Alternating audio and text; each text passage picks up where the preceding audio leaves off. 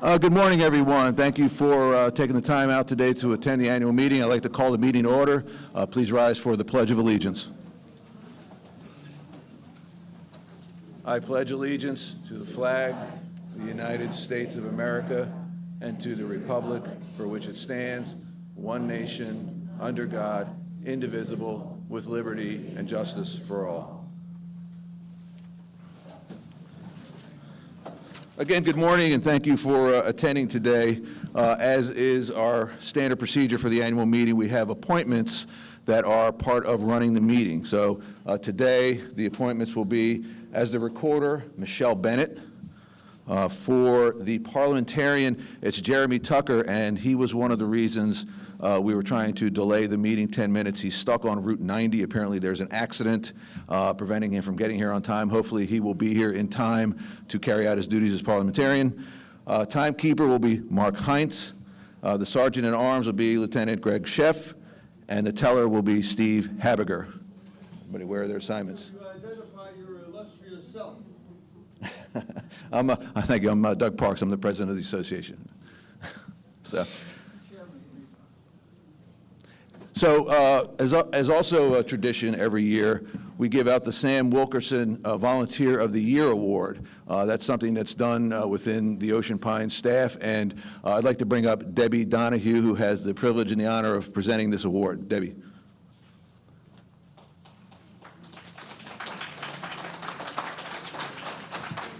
Good morning. So like you said, every year we like to honor a volunteer that works through the Recreation Department. This year, I'd like to just kind of give you a little bit of background. Excuse me.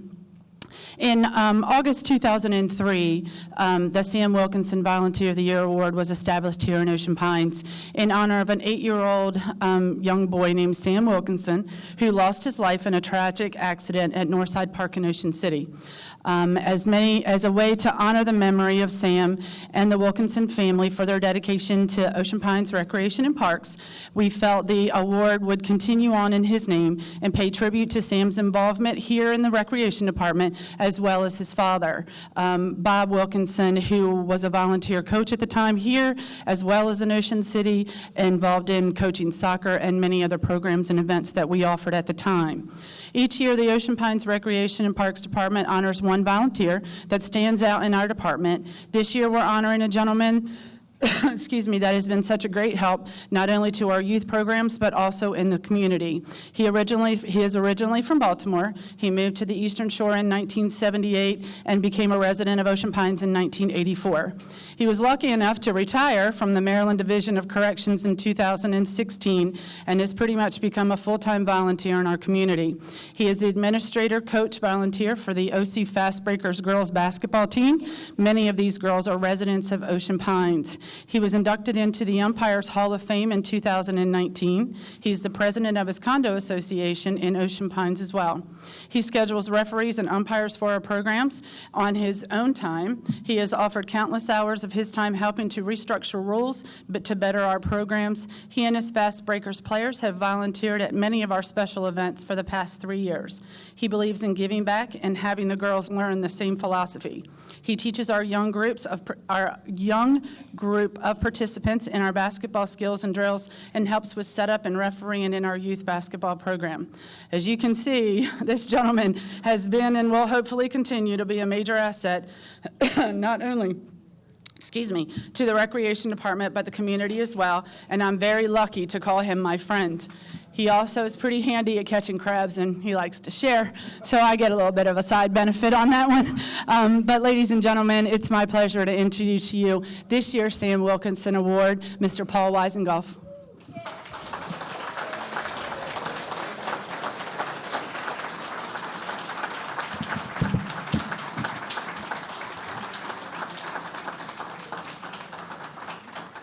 Thank you for everything. Thank you, dear. You're very welcome. Appreciate you. Appreciate you. Thank you, everybody. Thank you to some new friends and an old friend back there. It's great to see you, Bob. Great to see you. My kids are great. They help in everything I ask them to do. Debbie needs help doing this. 4th of July, breakfast with Santa, Easter Bunny, whatever, and they come and they willingly give. So, you know, I do some things, but I couldn't do it without them. I do need to say something. I am president of the Immaculate Meadows Association, and I really need to thank the Ocean Pines Volunteer Fire Department. We had a fire in one of our condo units the other day, and the firemen and the auxiliary was fantastic to our owners. So I get this from this mailing from Ocean Pines every year to contribute, and I'll be perfectly honest, you know, whatever, I'm not paying attention to it. Guess what? It's a great organization, so I'm going to please ask everybody to please reach out to them and do what you can, because they were awesome, awesome. Thank you very much. Debbie, you're great. Thank you very much.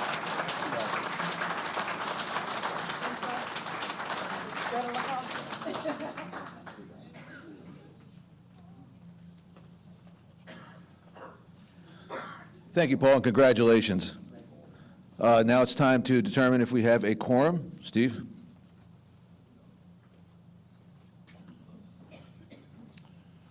We are 3 short of a quorum. If you own more than one property, you get a vote per property. So if you didn't check in for multiple properties, please do so. I don't see anyone getting up. Ah, there we go. Okay. Charlie. Sorry, sir?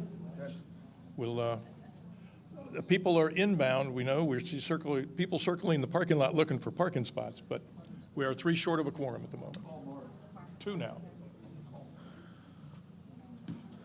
Well, given the fact that we have delayed the meeting 15 minutes from its original start time, as much as I don't like to recognize the fact that we don't have a quorum, per our bylaws, if we don't have a quorum, we don't go into approval of the agenda, nor do we go into anything into new business. Per our bylaws, the board is required to call a special meeting to approve the minutes from last year's annual meeting and to conduct any business that was originally on the agenda, which prior to 60 days was actually, there was nothing on the agenda under new business.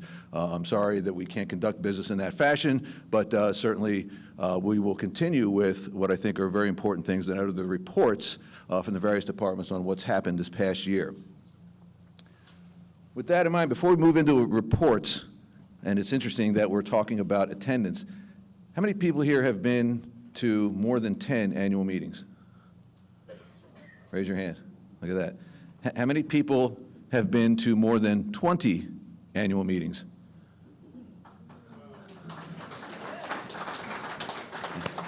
Okay, let's keep going. How many people have been to more than 30 annual meetings? Wow. So the reason I asked that, it was brought to my attention, and I think it's very much warranted, that there's an individual here who is attending her 48th annual meeting. And I'd like to recognize Marlene Ott. Marlene, would you please stand?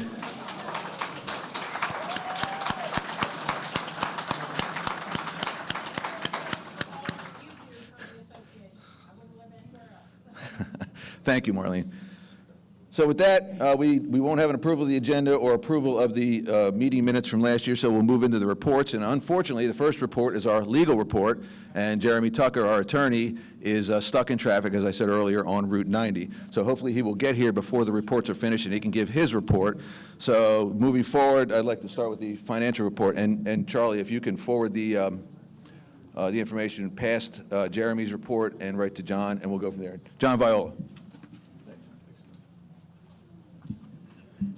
Thank you, Doug. Okay, so I just wanted to say hello to everybody. This is the 3rd time that I'll be reporting as your CFO, possibly the last time, probably. Maybe. Okay, so let's get into the presentation topics for finance. Turn the page. Okay, so today we'll talk about our 2019 financial results. I will talk to you about our operating fund actual versus budget, as I always do. Today, we'll also talk about the operating fund actual versus prior year final actual numbers. I know many have requested that. There will also be a fiscal year 2018-2019 recap where I will tie everything in for you and give you explanations of where the variances are favorable and unfavorable.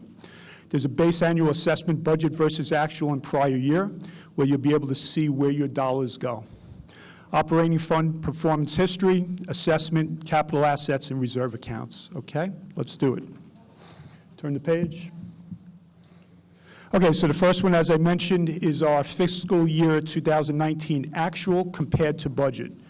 The way we prepared it is the excess of revenues over expenses, our operating profit, similar to our controller's report that I report to you on a monthly basis, prepared by our controller. So let's look at the assessment revenue. The assessment revenue net, $5,819,000. When we look at the operating departments, specifically police and fire, they have come in favorable. You can see the numbers, $91,000 and $17,000. Public Works, maintenance, CPI came in at a negative $41,000, but let's keep in mind that they did address many items that were not in the budget specifically for the yacht club. So overall, I believe they did a very good job. Recreations and parks, I have a star next to that one. $120,000 favorable. On my first month in as the GM, I had everybody scrub through their budgets, their financials, every dollar. Everybody did a tremendous job. Obviously, Rec and Parks is the poster child among also controls that I'll talk about later. But it was across the board, everybody. Other, $159,000 negative.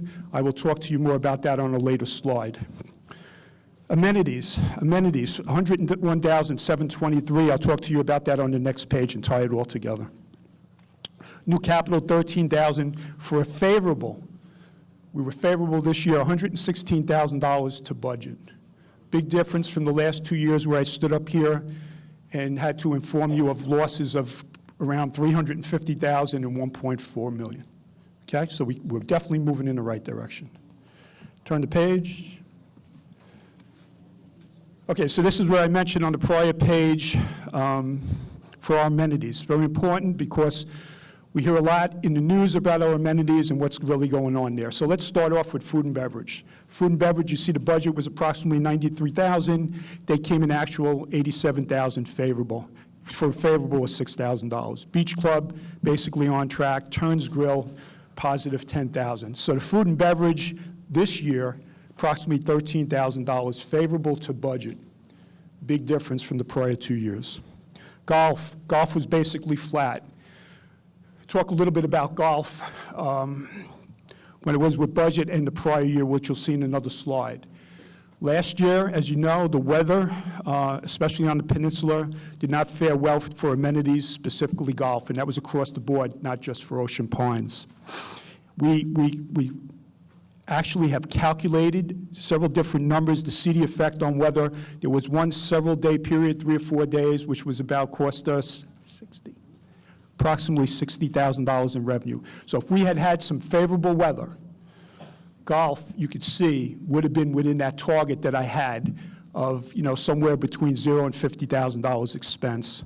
Another item on golf that I didn't expect, and it happened at the end of the year, and it will not happen this year, is from an accounting standpoint, there were certain accruals or estimates of expense that we had to account for, and that had an $18,000 effect on golf. That will not happen again. I will call it timing, and I believe we'll get that money back.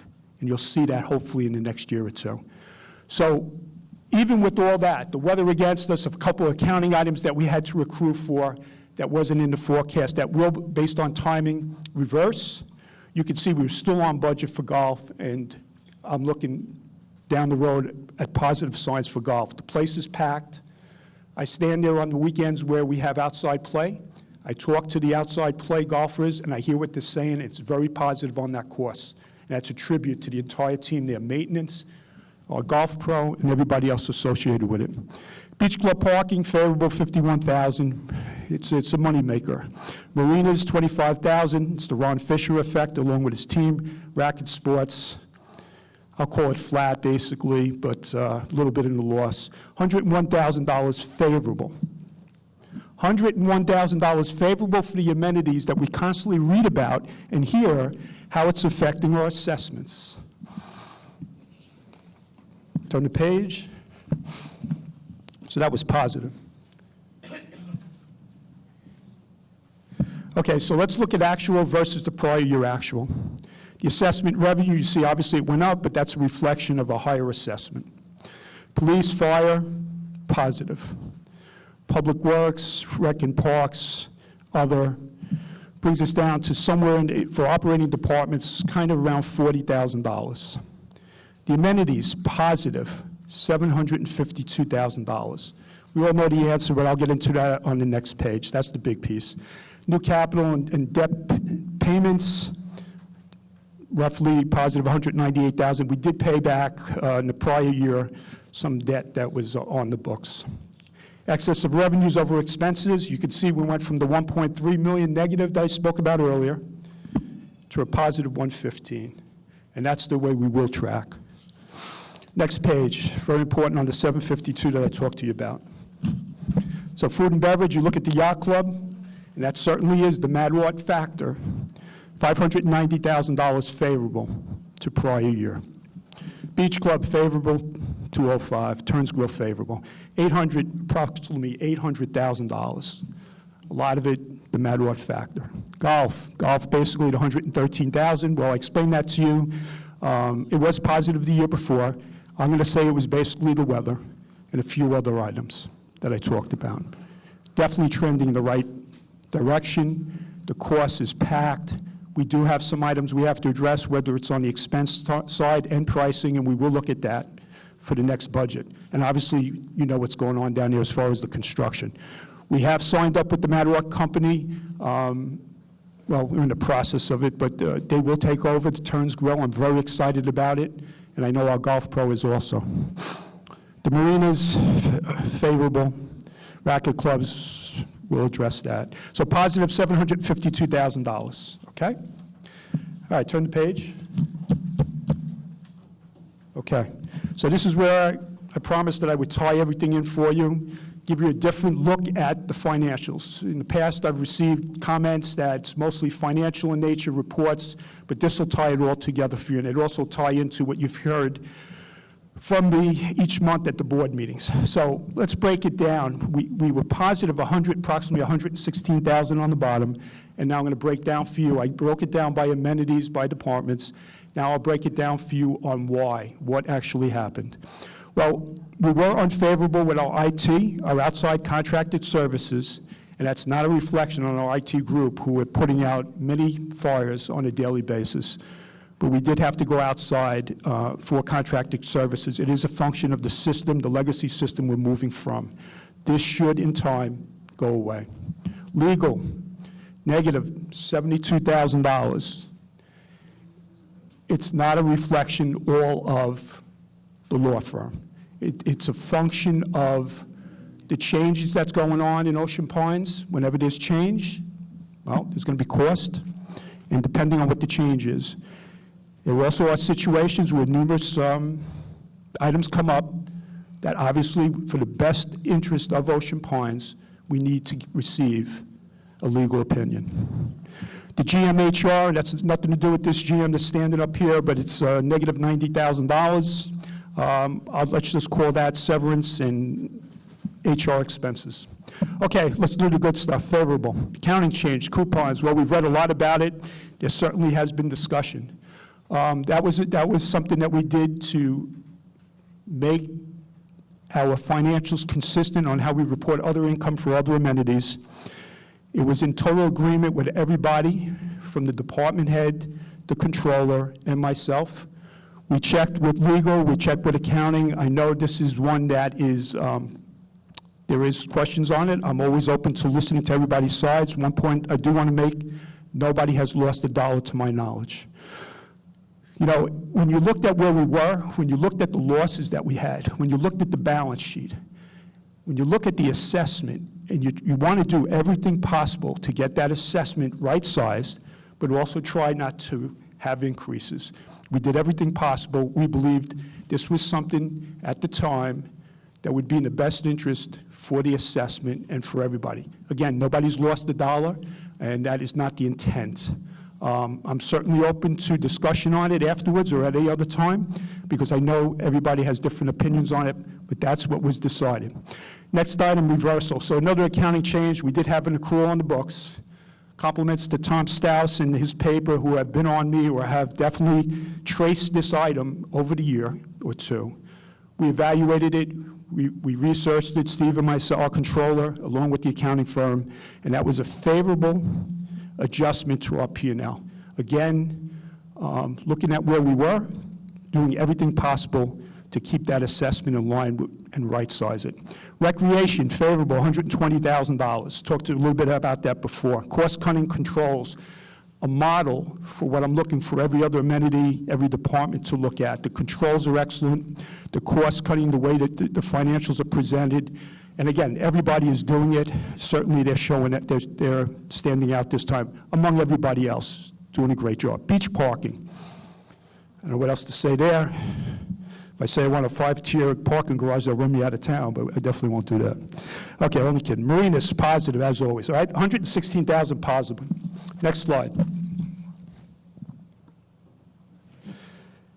Okay, actual compared to budget and actual 2018.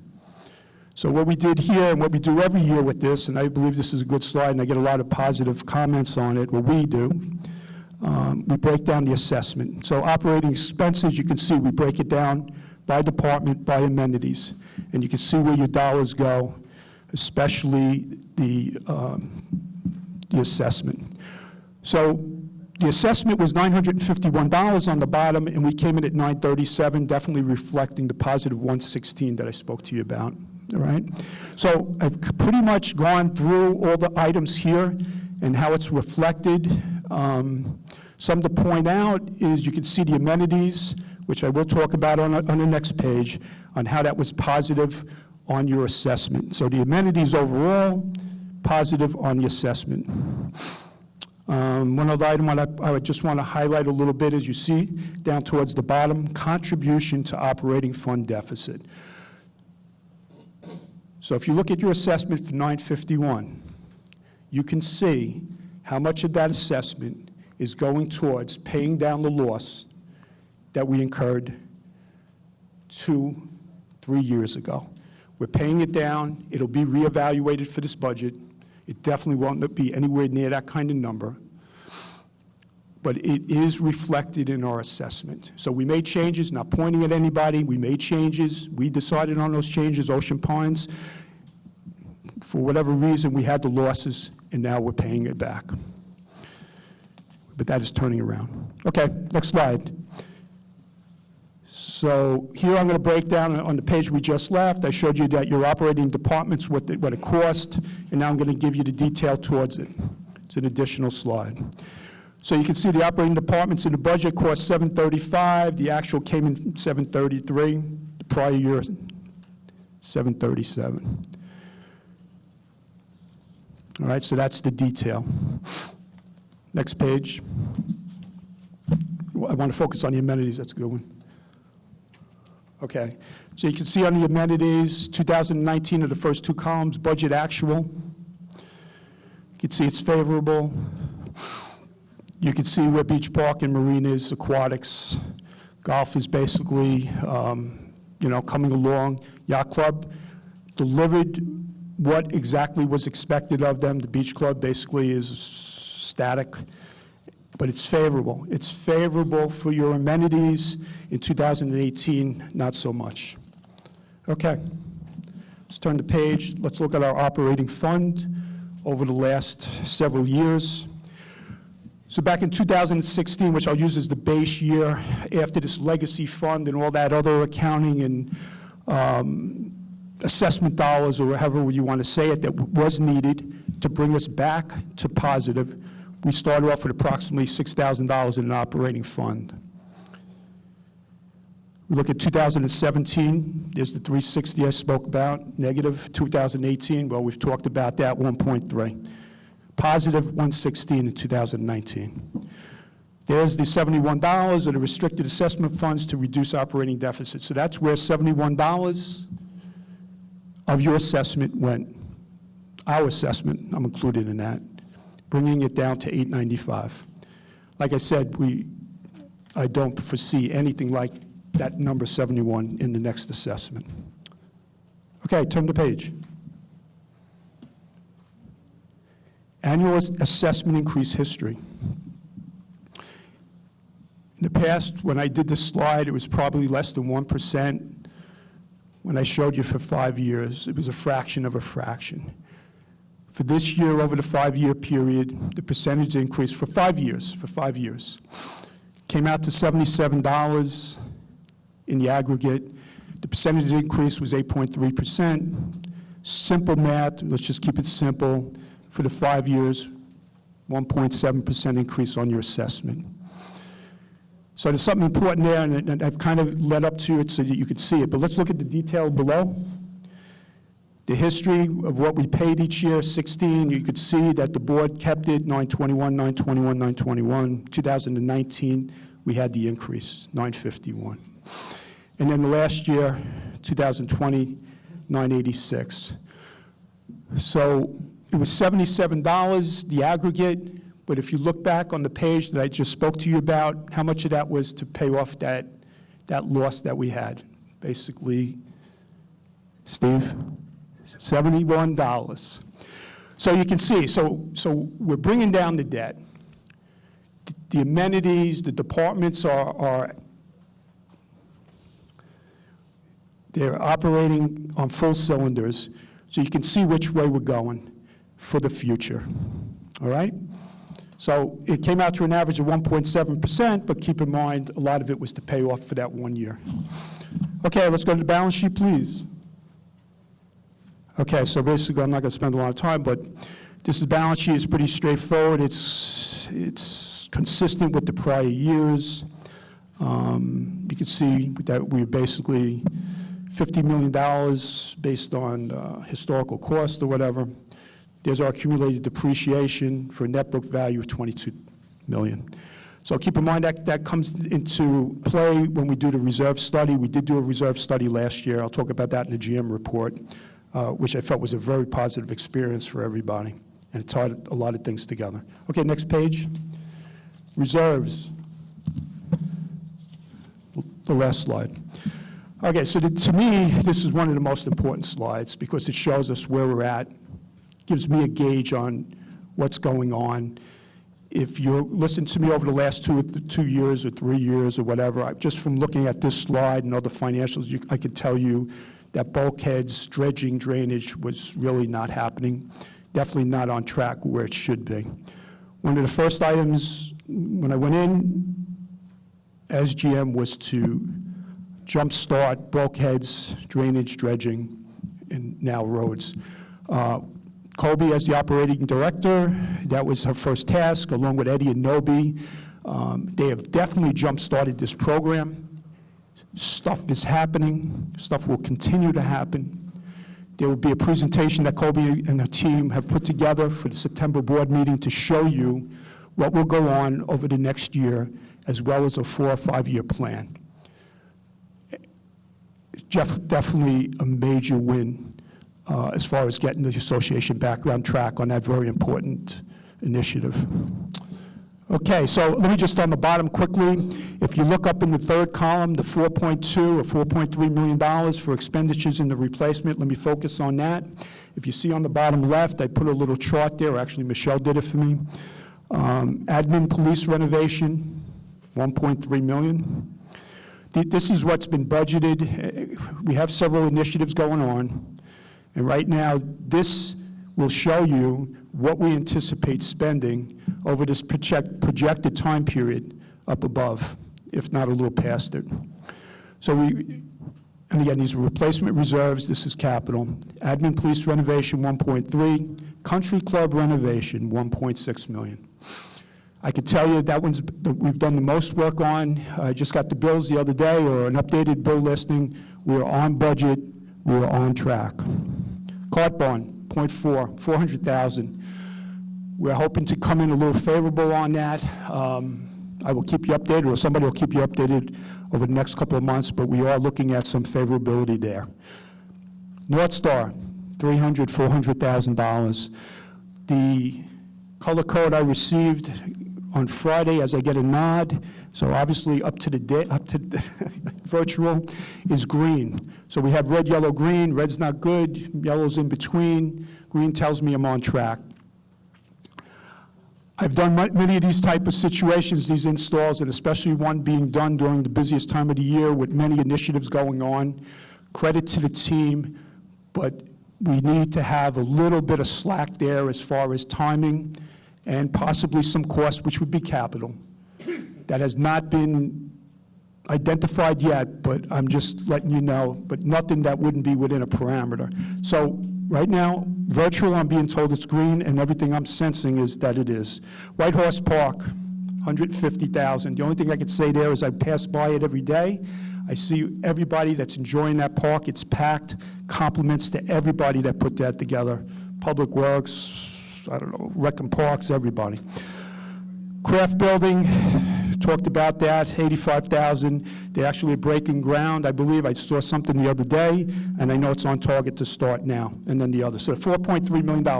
So with everything else going on, there are many initiatives to replace much of the infrastructure of Ocean Ponds. As of now, it's on budget and on track. Okay, that's it for finance. Questions now? Okay, thank you.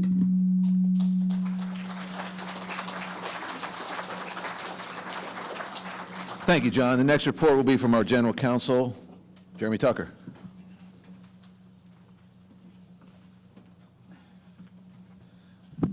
Good morning.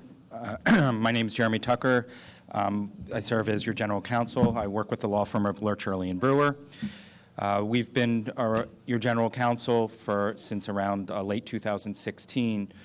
Just briefly, what we do for you is, besides provide general counsel, we help assist with your tax work, your HR, covenant enforcement, collection, and general opinion and counsel as we go forward. My report is going to be pretty brief, but I want to discuss two primary things, collections and covenant enforcement.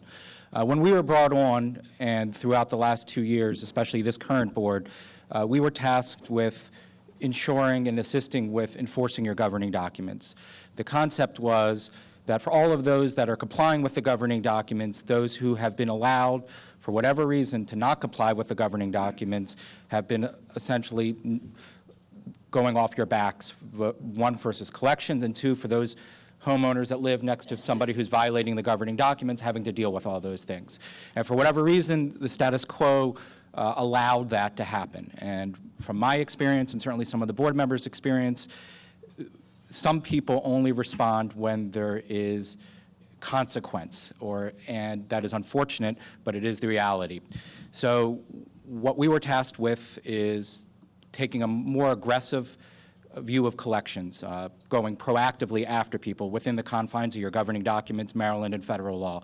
And we have done that pretty aggressively and pretty successfully. Since 8/1/18, we've collected for you $199,392.52 of unpaid assessment and related charges. Since we were brought in, we have collected $593,061.22. Obviously, that is a huge amount of money to bring into your coffers and to help bring down the deficit, and we're pleased that we've been successful. It is unfortunate, as I mentioned, that we've had to do that. We're hopeful that now that a more, strict approach to collections is in place, that I'm assuming everybody here is current in the payment of assessments, all those will know that there is consequence to not paying assessments, that we are not, the board and we are not going to sit back and allow those numbers to grow and grow anymore. We're going to be much more proactive in dealing with those things. And thanks to Ruth Ann and her team for their assistance in doing that. For all of you that are paying, thank you. You're one of the reasons why things are doing so well, but continue to do so. With respect to covenant enforcement, and I know this has gotten a lot of discussion as of recent, this was one of the more difficult things that the board, Eddie and Colby and I have, and Billy and I have all had to address And so the board has been more proactive in sending us files. Since 8/1/18, we've received 27 cases, and these are people who have failed to maintain their property, have made additions, alterations, or improvements to their property without the required approval. We all know that part of your covenants requires you to maintain your property, and that if you're going to make any addition, alteration, or approval, you have to go through the approval process. These 27 individuals who were sent over to us had gone through the internal enforcement process. They'd received the notice, they had been offered the opportunity for a hearing, and for whatever reason, they still chose not to respond, to comply, and some of them not to respond at all. So then it gets sent to us, unfortunately, again, because there's fees incurred with that. Of those 27 cases, fortunately, 15 have fully complied. 6 are in the process of complying, and we're working with the team to ensure that further compliance. 6 of those 27 remain open and effectively non-responsive. And this sort of brings me to the other issue I wanted to talk about was, what can we do about this? And what can you all do about this? Because I'm assuming many of you don't want to live next to a home that is not maintained when you're spending your time and money maintaining the home. So we had brought up the idea of amending the older sections governing documents where we're seeing most of the violations. The newer sections have finding authority, but the older sections, again, where the majority of the violations that we're finding are.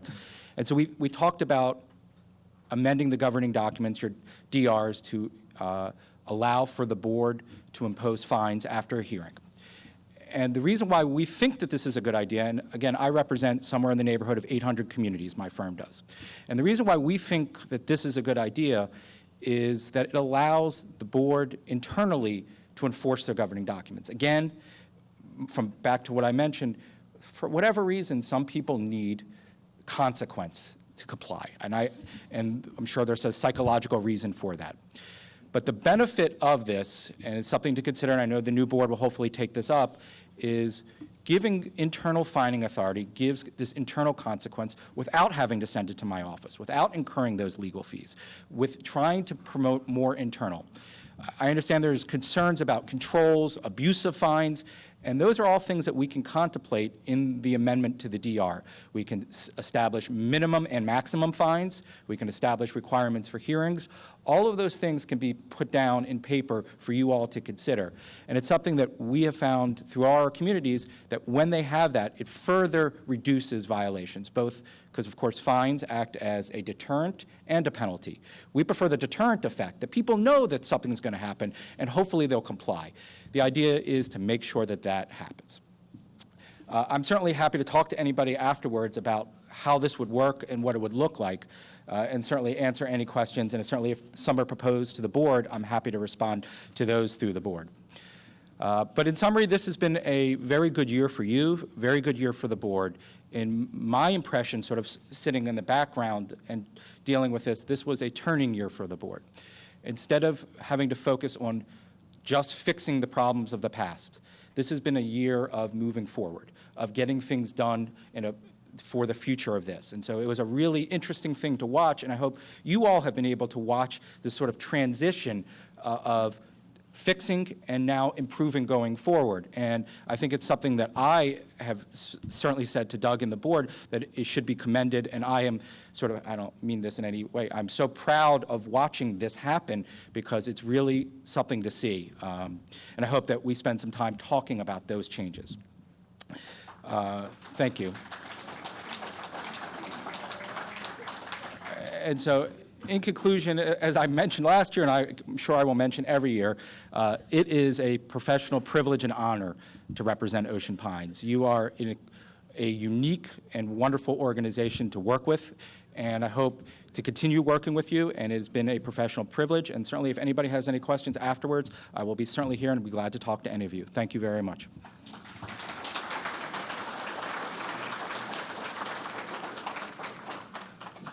Thank you, Jeremy. Our next report is from our audit firm, so Paul Schifrin.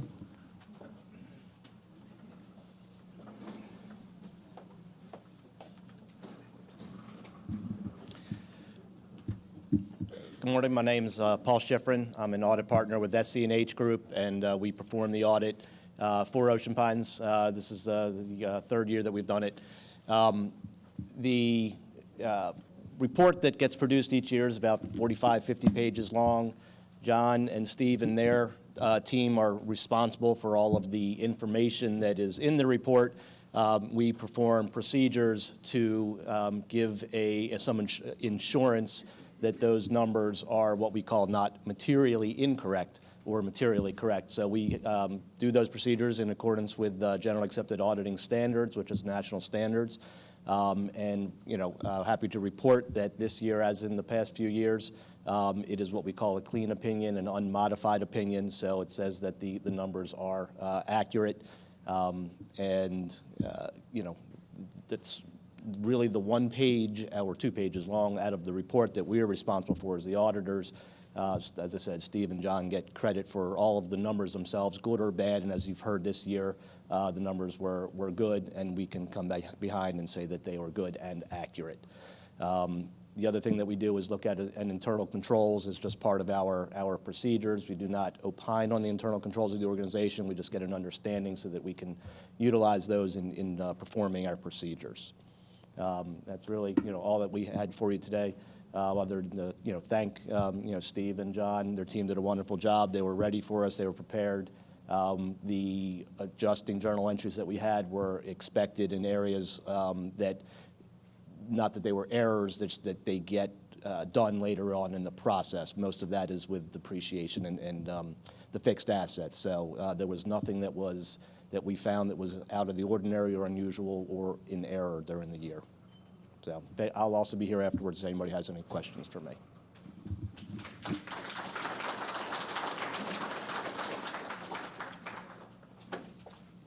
Thank you, Paul. The next report is mine, and I took the approach of just kind of reflecting on the past year and some of the things that happened. I like to try to accentuate the positive. One was that the first thing, if everybody remembers, we had our 50th anniversary, and at the end of last year, there was a cocktail party, it was the parade, there was the end-of-year gala, and I think one of the most fun ones that was reported back. Unfortunately, I didn't attend, wasn't able to attend, but it was the sock hop. Apparently, that was a big success. A lot of people had a lot of fun. So, I just wanted to point out the special thanks to the 50th anniversary committee.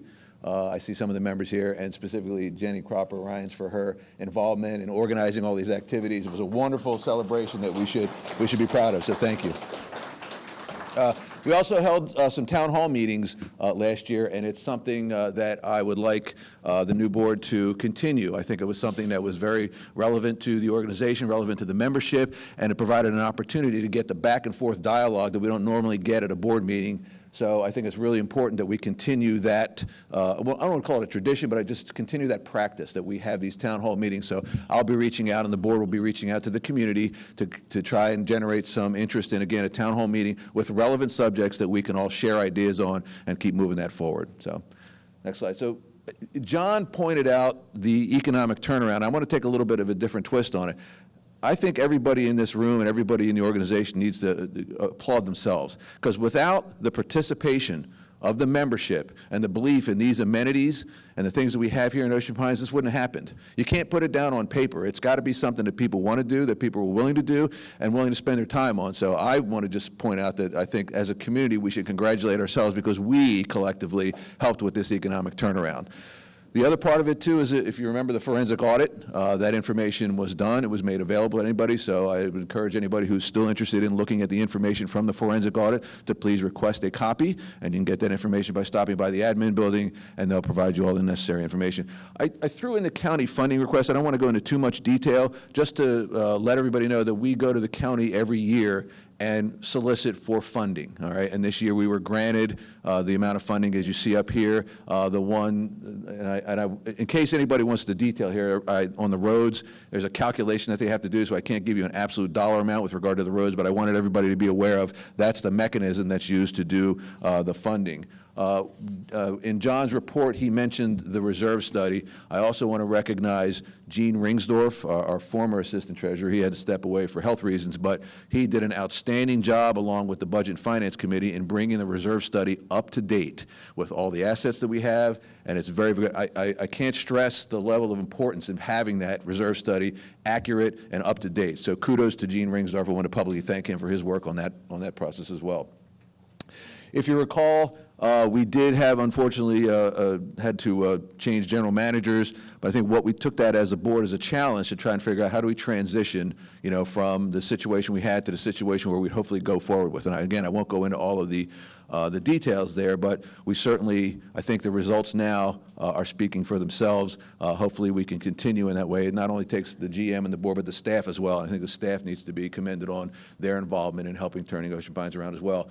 If you weren't aware, we authorized some upgrades to the beach club. If you haven't been there, it's really, really nice. That there's a new bar area there and allows for more patrons to be able to sit down and take a look at the ocean, where that area was basically lost. It was just an open area that was really nothing. And again, I think John mentioned the Matt Ort Company effect. Well, there was a tangible evidence of that. Now they use that area, and both inside and outside, there's a place to sit down and have lunch, and it's a really, really wonderful venue. We already talked about the projects for the country club, the admin building for increasing the size of the police station, and the craft building. Just again, those kinds of things that have been waiting in the wings that we, through the efforts of a lot of folks, have taken on and moved forward. John mentioned North Star. I think it's important. That's one of the things that we're hoping to get a lot of economies of scale and efficiencies in our operation. So that's moving along. Mediacom contract was signed. I know Mediacom is a sore subject. I hope nobody has any objects because I won't be able to get out of the way fast enough. But I just want to point out that, again, remember, our agreement with Mediacom is to let them bring their services through our easements and rights of way, okay? It's not a retail agreement. It's not a pricing agreement. It's basically saying if you bring services, we own an easement, okay? And that easement has to be used for access to individual customers. So the contract is to grant them a right to use the easement, okay? So that's really what it is. Now, can we push them to try to better their service? I think we should have that discussion, and I'm open to suggestions. And I think one of the items that, as a new board, we might want to try to socialize is, can we get them in for lack of a better term, a town hall meeting to maybe, get in front of some of the executives and say, listen, the level of service has to get a little bit better for our environment. So more to come on that. I think we can develop that as one of the tenets of the new board. The Matt Ort contract, we reached an agreement in principle. It is in its final negotiations and expected to be signed very soon. I know some folks we're actually in discussions with Comcast for the very same thing. We're in the final negotiations for a contract to allow Comcast to access those very same rights of way and easements to provide their services. They came to me 3 months ago. And basically, if you recall from last year, or actually it was a year and a half ago, they came and said, yeah, we'll put in Comcast, but all 8,452 homeowners have to accept basic cable, which would have increased your assessment by $360. And I respectfully said, no, thank you, I'm not interested, and neither is the board. They've come back, and apparently the way it's been explained to me is they have access to some monies to invest in the infrastructure. So they came back, and I said, well, then let's socialize, let's figure it out. So that has gotten us to the point where we're in lengthy discussions with them right now, and hopefully we'll be able to bring that in. The idea is, again, providing them not a retail agreement, but an agreement to use our rights of way to provide their services. So more to come on that. Hopefully we'll get that done real soon. We talked about the craft building, but I also want to point out two individuals that I think deserve a round of applause. Jeff Knepper and Tom Piatti were asked to help the community. Were asked to step up and volunteer their time to help us get through the business of Ocean Pines. And their contributions over the past several months have been many. And I just wanted to publicly thank Jeff and Tom for stepping in as the roles of directors, and I think we owe them a round of applause for helping out.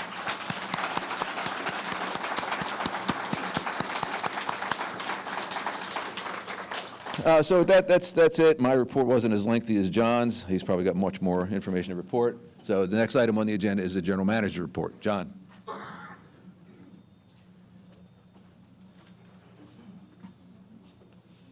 Thank you, Doug. I just want to, you all received a handout, I believe. If you didn't, please pick it up on the way out. If there are still more copies, you've received this every year. It gives you the audited financial statements as well as summary schedules of a lot of what I presented today. So there is a lot of good information there. Hopefully you pick it up and you read it. If you have any questions, feel free to call Steve Phillips. Okay, so, all right, so turn to, okay, so GM report.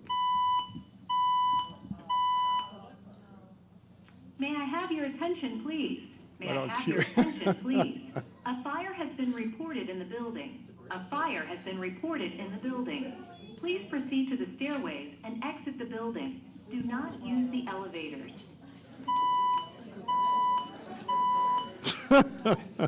May I have your attention, please? May I have your attention, please? A fire has been reported. All right, we got a couple firemen here, so. Fire has been reported in the building. Please proceed to the stairways. Dave Van Exit the Gaspar is one building. of the volunteer Do not firefighters. use the He just went out there to check. So, May I have your attention, please? False May I alarm. have your attention, Okay, I think please? we're okay. A fire has been reported in the building. A fire has been reported in the building. Please proceed to the stairways and exit the building. Do not use the elevators.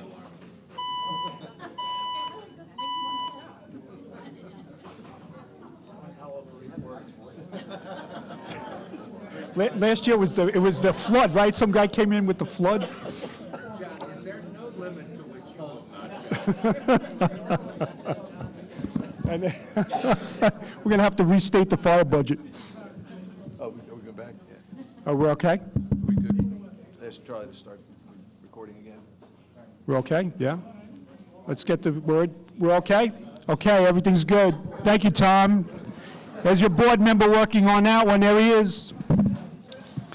Okay. Here we go.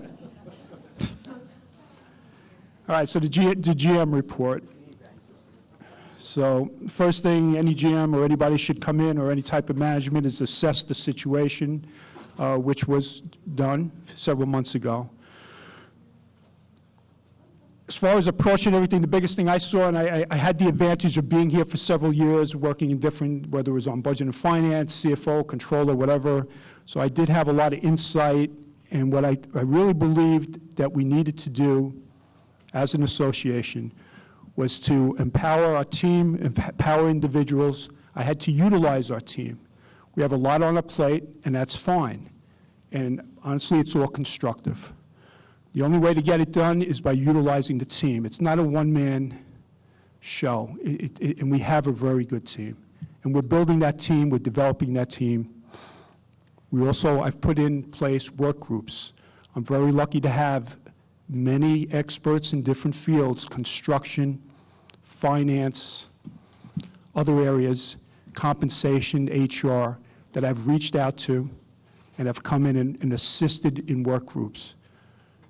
We also have a lot of media that I reach out to, that I do read, to understand what's going on, so I can address it, as well as the team, whether it's the Forum, the Gazette, the Progress. I did quote the Progress before on different finance items that I read over the years, and I knew I had to address it once I was in here. I'm also lucky to have past board members, whether it's Tom Terry, Marty Clark, and I can go on, Jeff Nepper. Certainly Jeff has helped me on many work groups. Utilizing those teams, that expertise is definitely helping us. In the field of construction, Marvin Steen, his associate Bill, Frank Brown. I'm lucky to have a board member who's an engineer, all working, volunteering time to help out on the contracts, on the construction, helping Ocean Pines. Bench strength.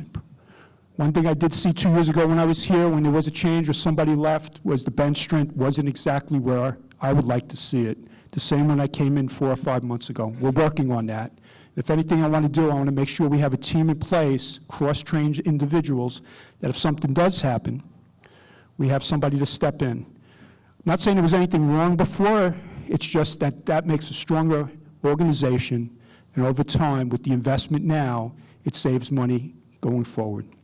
Building relationships, certainly Josh, Kobe, many others are building relationships with the county, with the state, with customer service and timeliness with the association.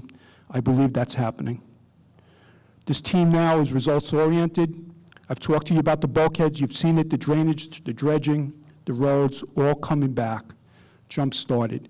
I don't want to leave anybody out. All the amenities, whether it's golf, aquatics, everybody, the fire department, the police department, all their budgets. Look at the numbers that I showed you. Look at what they're doing, all the initiatives.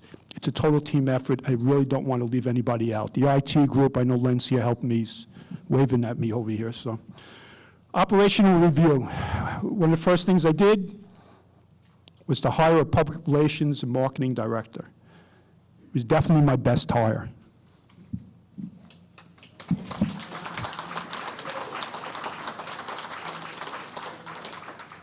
When you sit down with a young man and you're listening to him, or you're interviewing him and you just ask a couple questions, or you don't even have to finish your sentence, and he's there. He's right on point. He understands the vision. He understands what I'm looking at and how I want to approach Ocean Pines. Definitely, we are shifting from more marketing to less marketing, more public relations. We're trying. We want to be transparent. We want to be timely. Sometimes I may have a timeline. My timeline might be different than the media, but I will get it there. Nobody's hiding anything. That's my understanding, and that's my belief, and Josh is here to make it happen. Implement an operations director. Well, we certainly did that with an emphasis on customer service, timeliness, and I believe that's happened. One thing that I've realized, and I saw when I first got in there was a backup of calls, there was a backup in the voicemail, there was a lot of unanswered calls. A lot of it was something that went back years and years as we looked into it. Kobe and her team, as well as every other department, I believe is addressing it, and I believe the calls are getting less and less.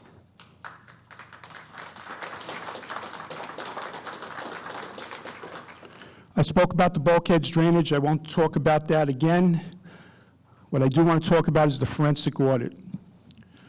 When the forensic audit was first issued, I did receive a question from the forum, from Joe, and it was a right on point question. It was, John, was there anything in that report that surprised you or you didn't expect? And the answer is no, basically no. It was pretty much what I expected 2 years ago, as well as several board members that I've spoken to over the 2 years. It was basically what we thought. So to some respect, that is a good thing, but there is work to be done, and we are working on it. As far as controls, you can always tighten controls. What I need to do, and what we are doing, and it will happen, is a mindset change when it comes to controls so that they're done the way I believe they should be done. It doesn't matter how I did it 30, 40 years ago. Might have worked, might not have. It's going to be the way that it should be done. And if it's not, there'll be a mindset change or there'll be other changes. Right now, I can tell you, total team effort, we are working on it, and I definitely see the changes that I would like to see, but there were controls in place. Not saying there weren't. The other point in the forensic audit was the workplace relationships. That is being addressed, and in fact, it's mostly addressed. I've addressed it with our HR support from the legal firm, Mike Neary, where I'm meeting with all the departments to explain in detail our workplace handbook, our employee handbook, exactly what it means on employee relationships. I did have the team, my direct reports, do a full review of the organizational structure to tell me where I could see where there were relationships as defined in our handbook so that I can review it, we all reviewed it, to make sure we were in compliance with our handbook, and we are. And basically what it says in the handbook is that an employee who is a relative, and I'm not going to get into it, but reading the employee handbook, as defined in the handbook, cannot be a direct report of a supervisor. Based upon the review, we do not have that. I've spoken to basically almost every department, or the majority of everybody. I've explained that to them. I've gone through it. I've also explained to them that there cannot be a perception that there's any problems or any type of favoritism, even if it isn't a direct report. And that has to be monitored. And if anybody feels that that situation is happening, they can, in confidence or whatever way you want to define it, they can go, there is an HR team that they can go to, as well as myself, and that would be done in private and will be addressed, or at least evaluated first and then addressed as needs be. So I feel that we are addressing it, and those were the two main items on the forensic audit. So I do believe I needed to tell everybody and update everybody on that. I'll certainly take any questions afterwards or whatever. I'll stay around if anybody has any questions on that or anything else. Okay, let's get back into it. The initiative started. Well, Doug talked about all this, and I certainly want the board to talk about it because it all happened with the board. Just want to emphasize again, the clubhouse is on track. I mentioned the team that was in place, all the assistance that I do receive, and it couldn't happen without that, as well as our employees, especially Eddie Wells, Nobi, and all the work they do, and the rest of Public Works. North Star Software, well, we have Len here, Steve Grabowski and his team, and Steve Phillips. I know they're working on it, and I know they're working hard on it. Craft Building, Police Building on track. Cart Barn should be able to see a cart barn somewhere around October, November. I'm looking for a yes there. Okay. Reserve study, Doug spoke about it, really good. Gene Ringsdorf, I will try to get him back next year when we look at it. And of course, Larry Perron and the Budget and Finance team. Budget fiscal 2019-20, well, I talked about that. I spoke about the forensic audit. One thing as far as the budget, as far as our team now, January won't be the first time the board or anybody sees anything about a budget. You'll see it, you'll see pieces in September, October, the key parts. Already we're putting together the work papers so that the main items can be addressed and we can start looking at it. Okay, so where are we today? Well, we're favorable to budget. I certainly explained that. Everything is reviewed the budget, more on the proactive side than I've seen in the past. We're definitely not reactive, and we're always trying to move forward on that. Revisit the compensation study. So the board, as you all know, has tasked the GM with a compensation study review. We have done that. Where we are right now is we've signed the contract. I believe at the beginning it was an estimate of $100,000 for this contract. It's right now, the contract that we've signed is approximately for $48,000. A lot of the work as far as job descriptions of that nature, the team will do. The team has already done. Michelle Bennett has taken a lead role in this. She's working with this outside firm to ensure that we can utilize the job descriptions, that when they come in here, I don't have to hear that it doesn't comply with what they were expecting. So that's already been agreed. Compliments to Michelle and everybody else that worked on it. A stronger management team, bench strength. I talked about that. The initiatives, team approach, volunteer, food and beverage. Well, we all know it's Matt Ott. Transparency, we have Josh. And that's it. Okay, thank you.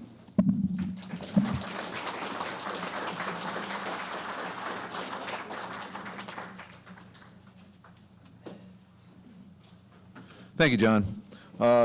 Going back to the fact that we do not have a quorum, so there will be no unfinished business, no new business, and we can move right to the Election Committee report. But before I do so, I'd want to mention, first of all, thanks to all the folks who took time out to be candidates and run for the board and spend time sharing their views on Ocean Pines. It takes people willing to cooperate to help this organization continue forward. So I just wanted to thank the candidates who ran this year for the willingness to step up and help Ocean Pines. One other thing, since we will not officially validate the election results because this is not an official meeting, the board will do that at the special meeting. But I want to point out that based on legal opinions that we've had in the past, the folks that have been elected are already directors. All right, so that all we do is validate, the process is just validating the results from the election committee and officially receiving that at the board level. So just to dispel any theories, they are here and they are a director. So what I'd like to do is bring on Steve Habinger. You can give us the votes.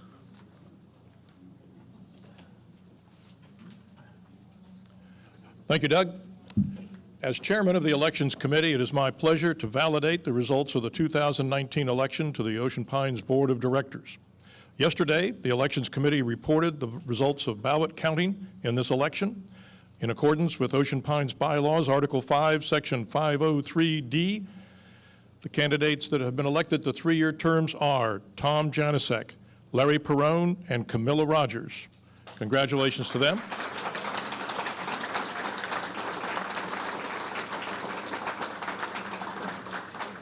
And I think the press would like to get a picture of you. So where would you like them? Come on up forward, please.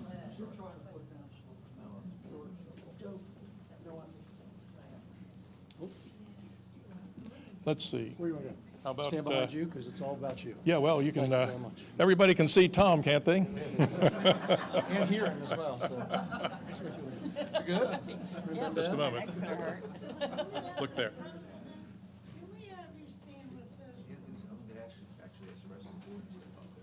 Yeah.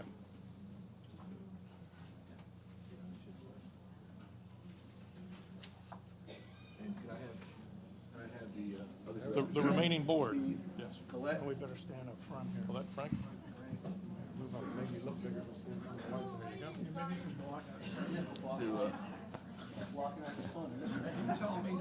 Joe, you are disrupting the meeting. Just please sit down. Yes, there will be. Please sit down.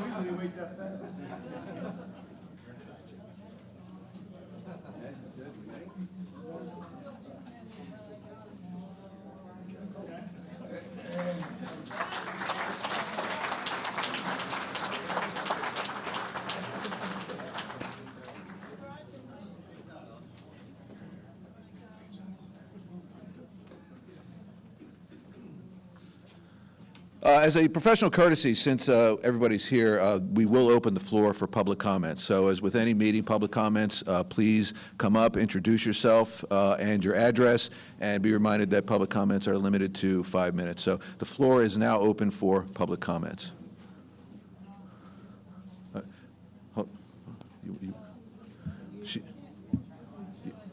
No, I'll give you the microphone, okay?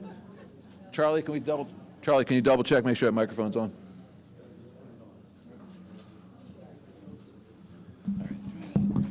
Testing. Hi, everybody. This is my first meeting that I've ever been to. My name is Maggie Dahl. We bought 15 Stacy about 8 years ago. I don't live here year-round, so I try not to get into too many things that go on. But I am very into you, the board, or whoever it is, keeping my money from my swim cards. And it started out, I bought some when I first came. They were called an adult swim coupon. So in my mind, this thing was like a gift card. So you buy a gift card, you use it till the money's gone at any of the pools within the Pines. So I had contacted, I talked to a lady at the swim place first. She said they're not gift certificates, they're discount cards. And being a owner in here, yes, I should have a discount. You know, the open pools, people come in, they buy a card, they should not get the same price as I do. So yes, if you want to call it a discount, it's a discount. But why, in April, are you going to keep whatever I have left on a discount card? Then, when you read this, a coupon, if you go in the paper and you cut out a coupon, yes, you can expire it. If you buy coupons to go someplace, they're not expired. You cannot, by law, and in my opinion, they wasted some of that $72,000 on a lawyer to figure out how they can keep our money. By law in Maryland, if it is a gift card and considered a gift card, you cannot expire them for 4 years. I just have a real problem. I mean, now if I can take my card with the visits I have left on it and go over there and say, give me my money back that's left on my card, I'm fine with that, but evidently you can't do that. I had a friend that stayed at my house last week. She came up, she bought a card, looked exactly like this one, and bought it as a public card. She was never told it was going to expire, so maybe we're not expiring the cards that the public people have. So I am left with 9 visits on a card that was this year. My children are finished coming to the beach, and we're going to lose 9 visits to the pool if they expire it. I just can't understand how legally and how anybody that uses the pools and buys these cards can get or let whoever made this decision get away with it. You know, I don't normally get into things, but I am very adamant and very much opposed to this board keeping my money. Now, if they need that little bit of money that's going to come back on these cards to balance their budget, that's pretty sad. Thank you all very much.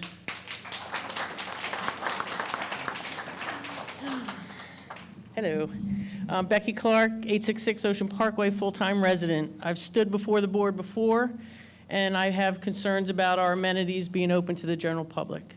I asked you guys before if you could do a breakdown per amenity, how much revenue is generated by the general public to see if it's actually helping to a significant amount our bottom line. So my concern is some comments I've heard this summer is that the hotels in Ocean City that don't have pools are telling their guests to come to our pools. So you have to wonder what slippery slope are we getting on. We love our amenities here. We are supporters of our amenities.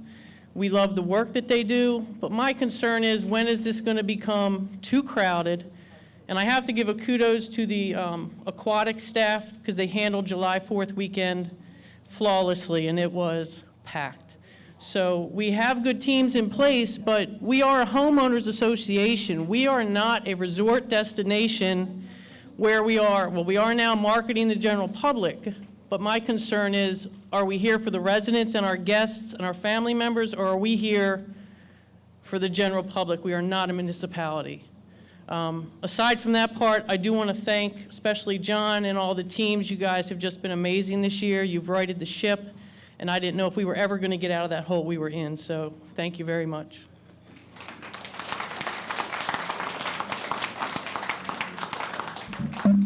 Good morning. My name is Slobodan Trendik, 20 Drawbridge Road. First of all, I'd like to echo what the lady before me said. John and the team has done a phenomenal job in a very short period of time, and it's just an illustration on what can be achieved when you have the right people in the right positions and a team working like a team. So I think it goes without saying that we all are very happy at, as a community, what we have seen so far. Now, I am making a comment on a specific initiative that I have undertaken a few months ago once I left the board. And I wanted to share it with the public and let you all know where we are today. As you know, our bylaws, Section 407, petitions, allows a petition to be used to propose a specific action requiring a referendum. I have initiated that effort a few months ago. I have 2 petitions that were done under START, which is a grassroots advocacy group that I have put together. For those of you that don't know, START stands for Strategic Planning, Transparency, Accountability, Respect, and Trust. START and the team worked very hard on these 2 petition drives. The first one was to reduce board spending authority down to $1 million. The second one was for the homeowners to approve a clubhouse project. The petitions were designed not to favor one or the other, but really to ask the board to conduct a referendum on those 2 questions as yes or no answers. I'm happy to share with you today the results. We mailed 2,500 envelopes to the homeowners. A number of volunteers have walked around and collected signatures. As a result of this effort, petition number 1, which is to reduce board spending authority, we have collected signatures. The petition 2, which is related to the clubhouse project, we have collected 810 signatures. So first of all, I want to thank everybody that has supported the petition efforts via their time, also financial contributions, because this cost over $2,000 to achieve. And I just wanted to say thank you to everybody that took part in this and saw this effort as a really not a controversy as being for or against, but really as a way to engage the community and to allow the homeowners to really express their opinions on two very important subjects. So I wanted to thank you for taking part in this. And at the end of the meeting, in accordance with our bylaws, I will be handing over these forms to our secretary of the association, Colette Horn, because I want to make sure that I'm complying with the entire process. And I will turn it over to her so that she can work with the association membership to validate the petition and then provide the association with the actual final results of this effort. And I will conclude it with that. I want to thank you all for your time and have a wonderful weekend. Bye-bye.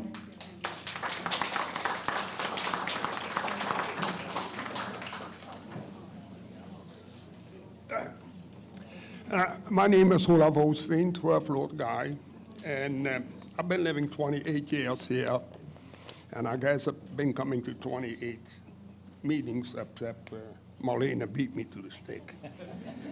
But I talked to Joe Valent, I like him very much. The first thing, I cannot figure out why did you people, for everything you do, $50,000 for investigation, $50,000 there. Why did we have to spend $50,000 to figure out what we have to pay the people? I go here a couple of years back, I think Joe Reynolds knows it. One time we had some people about the drainage, about the ditches, spent $50,000. The guy told him what to do, and that was the end. Then one time we had a guy, he flied it with an airplane over and made pictures what we could do in Ocean Pine. He made a speech, that was the end. We're wasting too much money. So then the second thing I want to ask, we got a lawyer here from Baltimore. The lady just said he gets $72,000. Did we pay the man when he leaves Baltimore to come to a meeting $150 an hour? What is going on? Joe Vinyl told me a while back that particular what this man does went from $60,000 to $170,000. That went that way up. Where's our money gone to? You ask those people to raise the dues. We pay the dues. You people wasting too much money on certain things. I had some problems, what we call in the Netherlands a canal, the sloot. Kobe came, and he took care of it, but that was only a little part. You look the ditches over. The weed is 6 feet high. The lady cannot do it all at one time, but anyways, that helped me from stopping flooding my property. Another thing, you're all talking about surfing the road. We people surely don't wrap the road up going 35 miles an hour.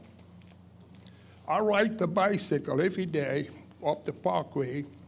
When I ride from the South Gate to Steen's house, there are 59 patches. And these people come, they put the cold stuff in it. I cannot ride over that with the bicycle. I have to ride in the center of the street. If I want to do something in a house to paint my house or something, I have to give $100 deposit by you people. And they come and look it over. Why did you not look over when these people dig a hole in the street? Yeah, it's not true. But anyway, this is all I got to say, and I want to thank Joe Violent. He's doing a very good job with people. Thank you, Joe.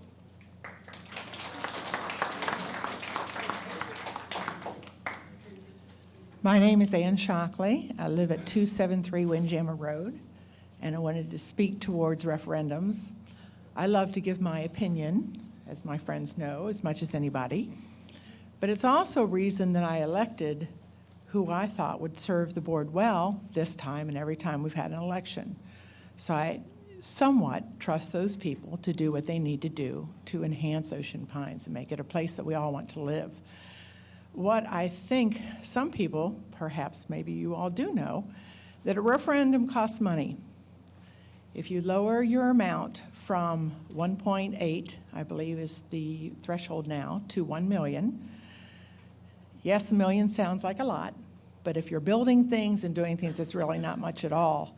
And if you have to have a referendum every time you want to decide something of this nature, it's going to cost the association at least $4,000, just in postage alone, along with people to check it and type it out and the whole 9 yards. So you can end up nitpicking the community and the Treasury every time you want to do something by having a referendum. It's just something to consider. That a lot of people I've talked to, you mean it costs money? Yes, it does cost money to have a referendum. Do I always agree with what the board does? No, of course not. I don't think anybody actually does. But I'm very pleased as to the avenue and the progress that the board has made. I feel that we always need to keep up our amenities, and that is also back in, not our bylaws, but what governs the board, that they must enhance, replace, or continue to keep up all of our amenities. And I'm very glad of the progress they're making in this direction. Thank you very much.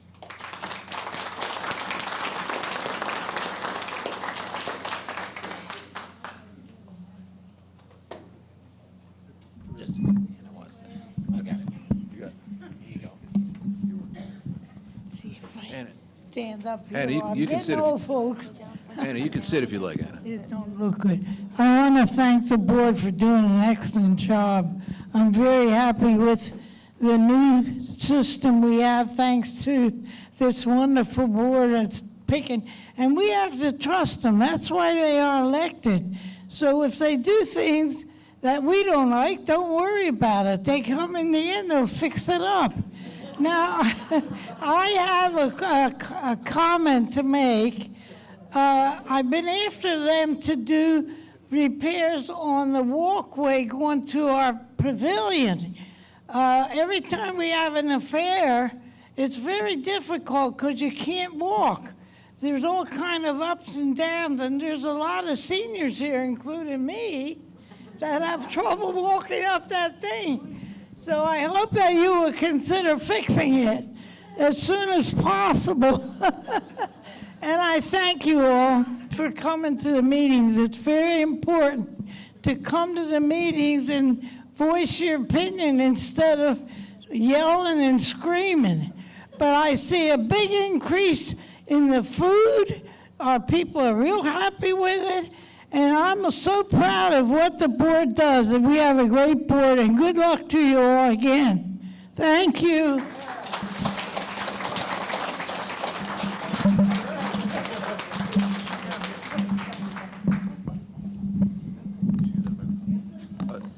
Other public comments?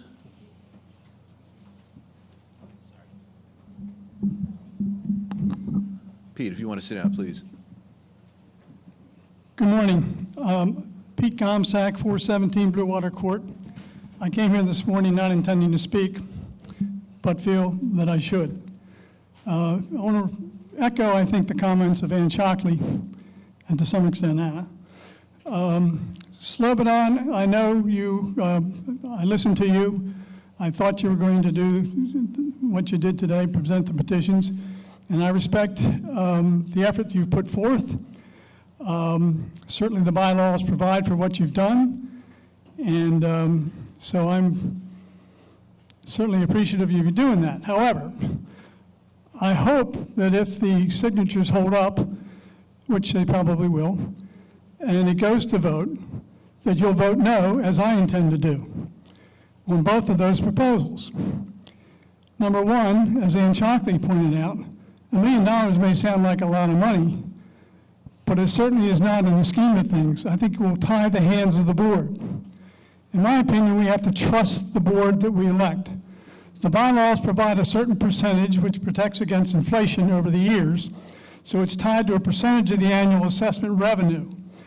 And so it is like the federal government does, and your Social Security payments do, it's inflation protected. Those bylaws were created with that in mind. I served on the board for 3 years, and I think the board needs the flexibility up to that 20% level, not something less than that. And we need to have confidence in them. Look what this board, as it is constituted at the moment, what they've done. And under the leadership of the acting general manager, not acting, I guess, the general manager, I'll just say that, John. They've done a great job. They need our support. Please do not restrict them by lowering the amount to $1 million. So please vote no in that referendum. As to the clubhouse, I applaud what's been done. And don't forget, it's not just about golf. This, Anna, you used that clubhouse, the old clubhouse, no longer existing, many, many times. I've seen you there, right? Yeah, it's used, and the new clubhouse will be used for other than golf activities. It's intended for the entire community. So any effort to curtail, impede, throw up a wall against what's already in progress, I think would be a very negative thing and a chilling thing for this community. So I urge you, if it does go to referendum, to please vote no. Thank you very much.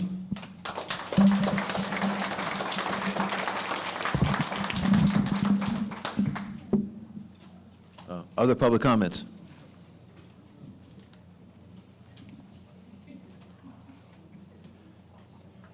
Tom Terry, 401 Blue Water Court. As some of you know, I sat on this board for 6 years, and the number was reported earlier this year that in this meeting that in 2016 we were in essence in the black, and then leadership changed, and we ended up well over $1.5 million in debt.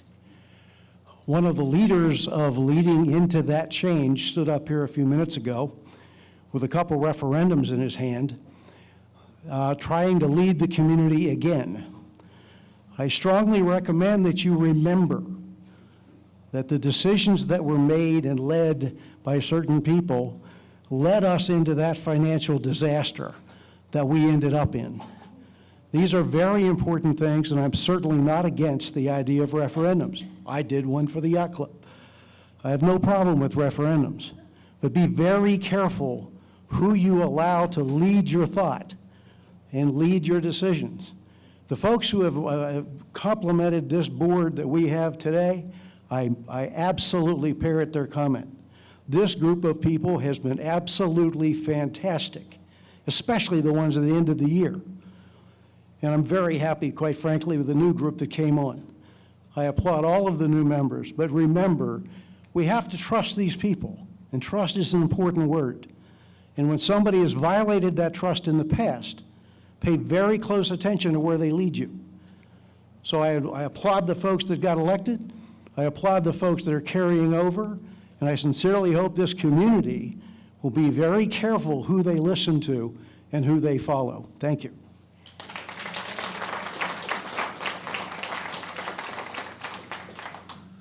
Other public comments?